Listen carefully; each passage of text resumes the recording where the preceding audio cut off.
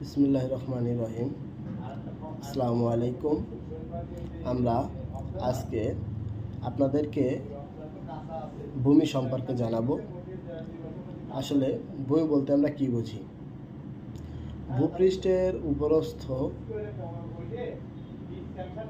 স্থলভাগকে আমরা ভূমি বলতে পারি, যার দ্বারা মানুষ তার দৈনন্দিন জীবনের সকল চাহিদা পূরণ করতে সক্ষম, যেমন অন্ন, বস্ত্র, বাসস্থান, সব কিছু। আমরা ভূমির উপর ডিপেন্ড করেই সব কিছুই করে থাকি। এখন আমরা জানব যে ভূমি জরিপ কাকে বলে।